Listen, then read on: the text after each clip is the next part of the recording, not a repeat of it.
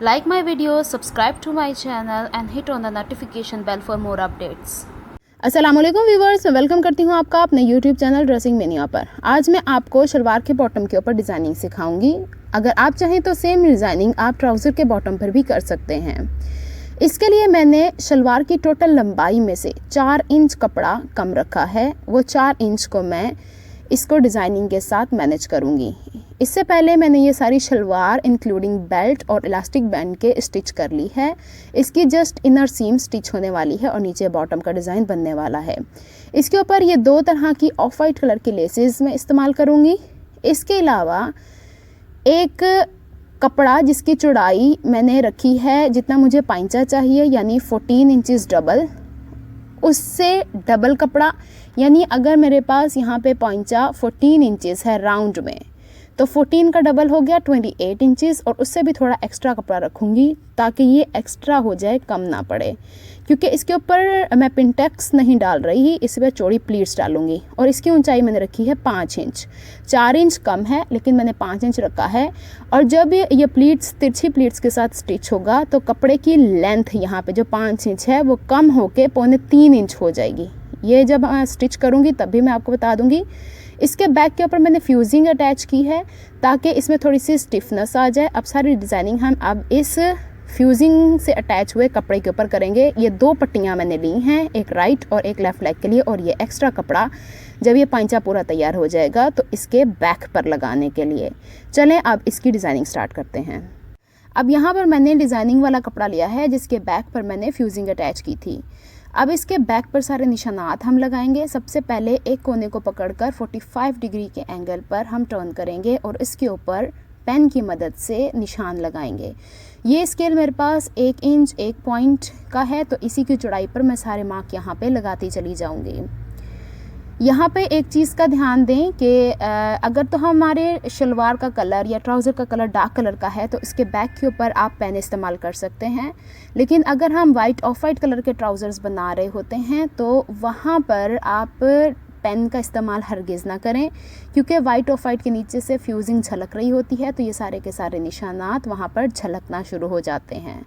अब इसके ऊपर सारे निशानात लगाते हुए पेन को 2 से 3 दफ़ा रगड़ें इस तरीके से, ताकि फ्रंट पर जो हमें मार्जिन यहाँ पे मिलना है, यानी बुकरम ने कट कर अपनी स्पेस देनी है, वो क्रीज़ लाइन हमें फ्रंट पर मिल जाए। अगर आपने वाइट ऑफ वाइट कलर के कपड़े के ऊपर इस तरह का डिज़ाइन बनाना है तो ख़ाली पेन का इस्तेमाल करें। वो यहाँ पे 2-3 दफ़ा आप इसके ऊपर पेन को इस तरीके से गुजारेंगे तो ये क्रीज़ लाइन बनती चली जाएगी। क्योंकि अभी भी मैं डिज़ाइन बैक पर बना रही हूँ लेकिन फ्रंट के ऊपर ये अपनी क्रीज़ लाइन देता चला जा रहा है। या फिर आप चॉक की मदद से करें। चॉक चूँकि थोड़ा मोटा होता है तो उससे इतनी फ़ाइन लाइंस नहीं बन सकती, तो बेहतर है कि आप इसे खाली पेन की मदद से वहाँ पे लाइंस ड्रॉ कर लें। अब इस तरीके से मैं सारी लाइंस ड्रॉ करते हुए 2 से 3 दफ़ा यहाँ पे पेन फेर रही हूँ। अब एक पाइंचा तो मेरा कंप्लीट हो गया है। अगर आप चाहें तो यही डिज़ाइन दोनों पाइंचों पर बना सकते हैं, लेकिन मैं चाहती हूँ कि मिरर इमेज बने, यानी एक प्लीट की डायरेक्शन अगर फ्रंट की तरफ आ रही है तो दूसरे पाइंचे की भी फ्रंट की तरफ आए। अब देखें इसे मैंने किस तरीके से दोबारा 45 डिग्री के एंगल पर टर्न किया है, इसके ऊपर लाइन ड्रॉ की है और इस पर इक्वल गैप के साथ दोबारा उसी मेथड से लाइंस ड्रॉ करती चली जाऊंगी।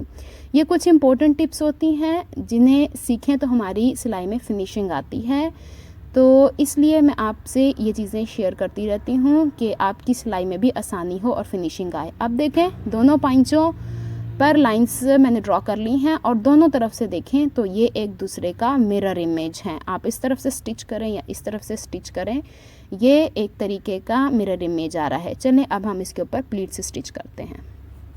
अब यहाँ पे मैं प्लीट्स स्टिच करना स्टार्ट कर रही हूँ। प्लीट्स स्टिच करने के लिए ये देखें कि प्रेसर फुट के 2 हिस्से होते हैं, हाफ वुट राइट पे हाफ वुट लेफ़्ट पे। एक हिस्सा चौड़ा होता है, एक पतला होता है। अगर आपने पतली यहाँ पे प्लीट्स डालनी है तो उस हिसाब से आप एडजस्टमेंट्स कर लीजिए। अगर आपने चौड़ी प्लीट्स डालनी है तो उस हिसाब से मुझे यहाँ पे चौड़े वाले हाफ बूट से प्लीट्स की चौड़ाई अच्छी लग रही है, तो इस वजह से मैं इसे इस तरीके से स्टिच करूँगी। अब देखें नीचे फ्यूजिंग लगाने का फ़ायदा कि कपड़ा बार बार फोल्ड नहीं करना पड़ा, बस एक तय रखी और उसके ऊपर स्ट्रेट स्टिचिंग आती चली जा रही है। इस तरीके से हम इसको स्टिच करेंगे। और एक और चीज़ मैं आपको बता दूं, यहाँ पे दूसरी प्लीट से स्टिच करके फिर मैं आपको दिखाती हूँ कि 2 पंचों को मैंने कट किया है। इसका एडवांटेज ये है कि धागा ज़ाया ना हो, एक के बाद एक इस तरीके के ऊपर फैब्रिक को रखते जाएं और एक स्पेस से इसको स्टिच करके कंप्लीट करते चले जाएं, तो ये बहुत आसान हो जाता है काम हमारा। एक को पीछे से धागा कट करके फ्रंट की तरफ ले आएँ, स्टिच करें और फिर दूसरे को फ्रंट की तरफ ले आएँ। इस तरीके से मैं अब सारी प्लीट्स को इसके ऊपर स्टिच कर लूँगी और इसकी देखें इस तरह से लुक आना शुरू हो गई है, फाइन प्लीट्स बनना शुरू हो गई हैं। अब इस फैब्रिक पर मैंने सारी प्लीट्स को स्टिच कर लिया है और इसके बाद दोनों की डायरेक्शंस को मिरर इमेज के तौर पर रख कर प्लीट्स को प्रेस कर लिया है। अब देखें दोनों की डायरेक्शन क्या है मेरे पास। इसके बाद जितना मैंने पाइंचे का ये कपड़ा अनस्टिच लिया था तो इसकी ऊंचाई मैंने 5 इंच रखी थी, लेकिन अब यहाँ पे देखें कि ट्रायंगल्स के गैप को निकालने के बाद 3.25 इंच मेरे पास कपड़ा बच रहा है। इसका मतलब है 1.25 इंच कपड़ा मार्जिन इसमें तिरछेपन में एक्स्ट्रा चला गया। तो जितनी आपको ऊंचाई चाहिए होती है उसमें 2.5 इंच एक्स्ट्रा कपड़ा रखा करें जो कि कट होकर साइड से निकल जाए।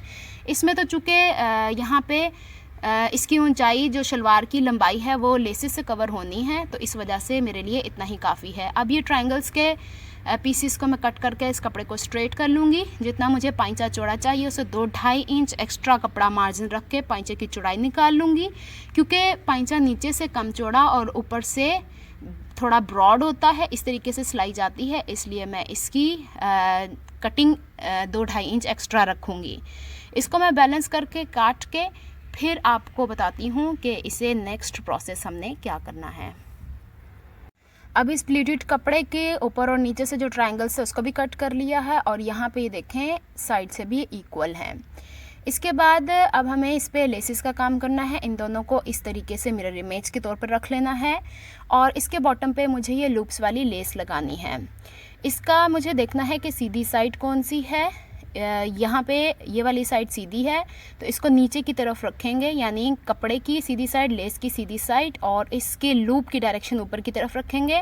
और यहाँ पे चूँकि मुझे जस्ट लूप शो करने हैं तो इस पट्टी पर यहाँ पे मैं सिलाई लगा के इसे पूरा नीचे इस पट्टी पर स्टिच कर लूँगी और इसके मिरर इमेज इस वाले कपड़े के ऊपर भी ऐसे ही लेस को मैं स्टिच कर लूँगी।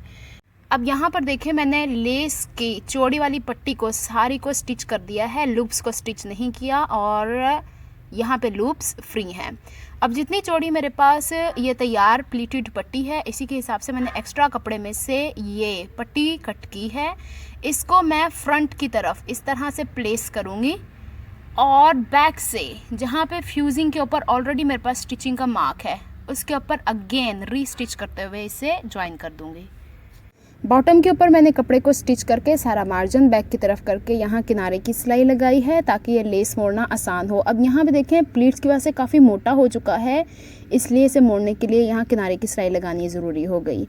इसके बाद ऊपर जितना 1/2 इंच का सिलाई का मार्जिन है उसके ऊपर मैंने खाली मशीन चलाई है पूरा पट्टी पर चौड़ाई के रुख पर। इसका फ़ायदा ये होगा कि बुकरम यहाँ पे आराम से फ़ोल्ड हो जाएगी। ये देखें यहाँ पे आपको खाली मशीन के निशानात नज़र आ रहे होंगे। इसे मैंने बुकरम को आराम से यहाँ से फ़ोल्ड किया है और प्रेस कर लिया है और नीचे वाला कपड़ा भी मैंने साथ रख कर ही स्टिच किया था ताकि एक जितना मार्जिन यहाँ पे रहे। अब नीचे से इसे बैलेंस करती जाऊँगी और यहाँ पे मैं किनारे की सिलाई लगाते हुए एक सिरे से दूसरे सिरे तक यहाँ पे स्टिचिंग कंप्लीट कर दूँगी।